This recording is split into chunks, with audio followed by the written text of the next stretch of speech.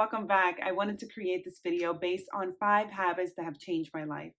And I created this video because I remember when I first started my spiritual journey, my inner work journey, I was looking for some inspiration or somewhere to start. And I didn't, YouTube wasn't really big back then, and I didn't really had anyone to look up to. So I wanted to really create this video based on my experience, obviously, and I wanted to share the tips that have supported me along the way. I've been in my spiritual journey for about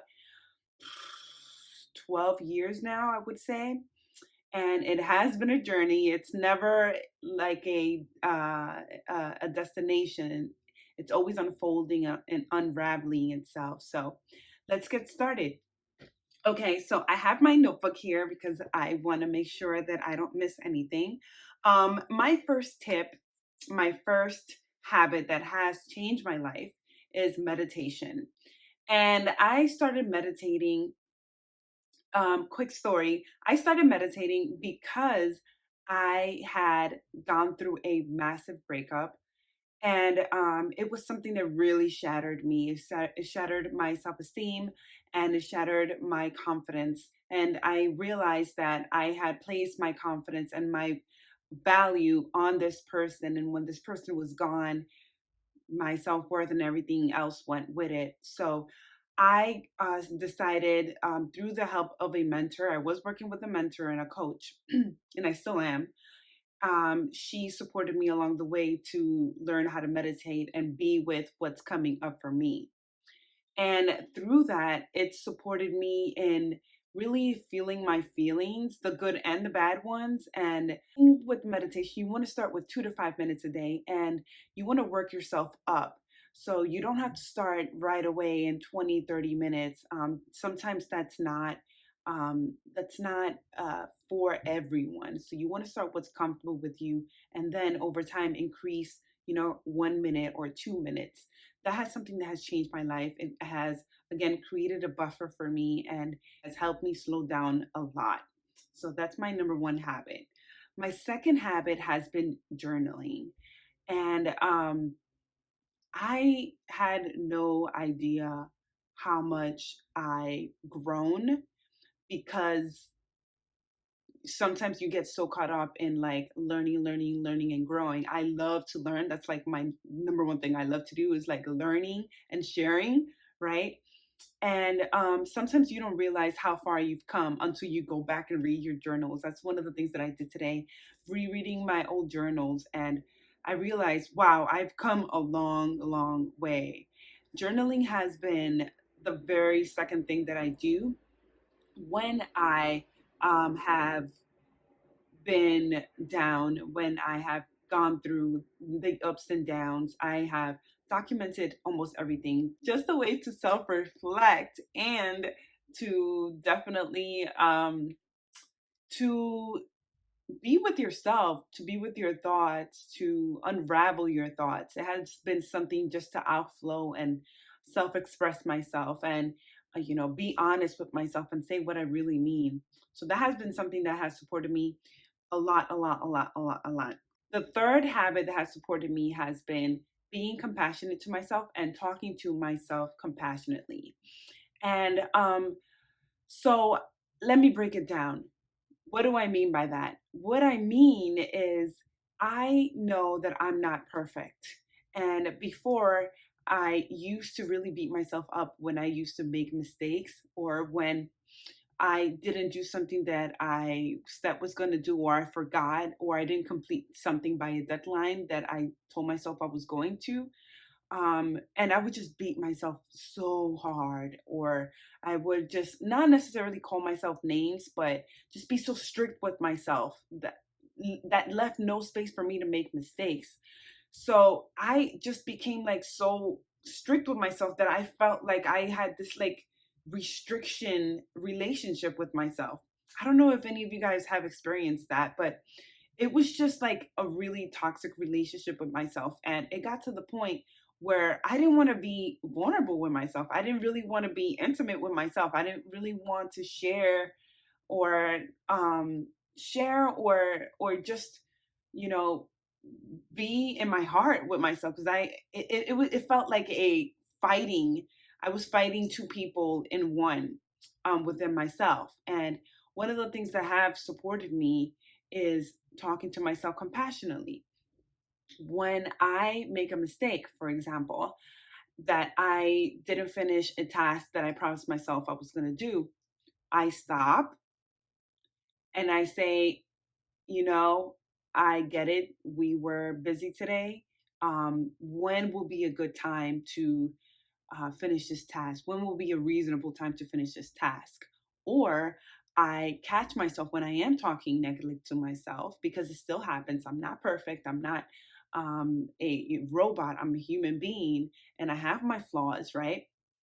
And I tell myself, okay, Virginia, you were going down that route, and that route doesn't really feel good right now. It's not really good for my mental health, and we already know where that leads. So, what is it that we can do right now that can help the situation or help, you know, us feel better?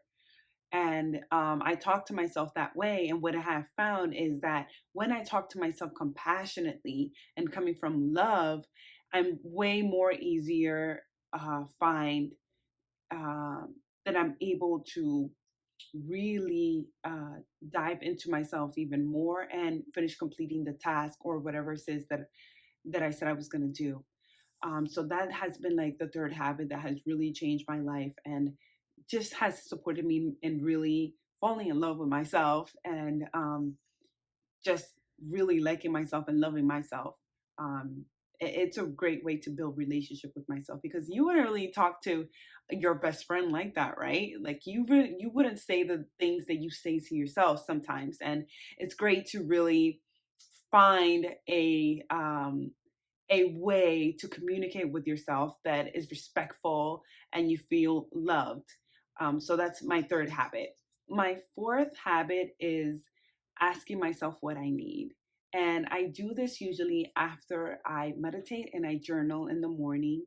I ask myself, how can I shower myself with love today? And usually that follows by a action. So sometimes it looks like having a dance party in my kitchen.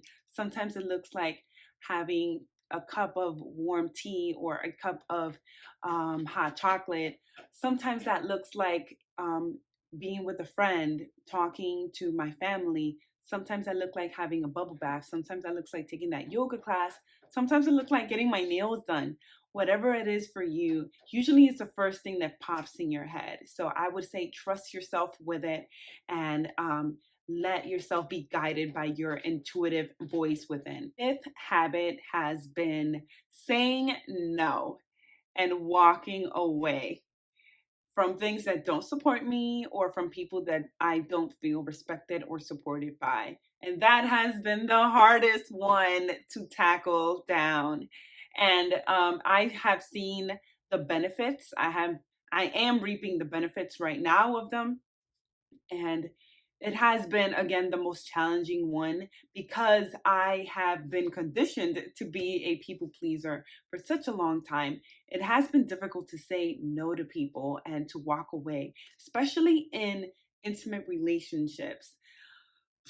Yeah, I had a hard time walking away from people that I really like, and as I dated them and got to know them, I then realized that we may not be compatible. And I would just stick into the relationship and just like let it ride out until it was too late for me to get out. And it was just like a horrible breakup. And we, ended up not talking to each other. But I knew that the intuitive hit, that intuitive voice within me said to me that it's not meant to be, and it's not really the relationship for me. But I didn't listen. I just didn't want to listen. I wanted to be with that person. I wanted to be right about being with that person. And every single time that I didn't listen to myself, it just was like a horrible mess. So now I have learned to say no, learn what I am willing and not willing to take in relationships and in situations and interactions with people, and say no. Maybe it's like your friends want to go party every other day, and that's not your thing anymore because you're into personal growth. Saying no, thank you, but no. And one of the things that has supported me is you don't need an explanation. You don't need to explain yourself to people. Your no should be good enough for you, for them to get who you are and what you stand for. And if they don't get it, then I would question, how are those people my friends, or why are those people my friends?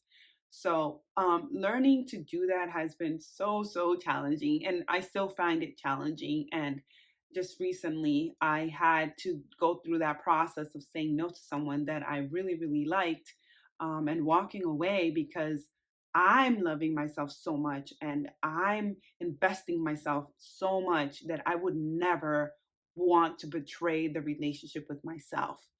And I'm so proud of this Virginia, because the other Virginia would have like totally gave in. So I hope this has supported you in some way.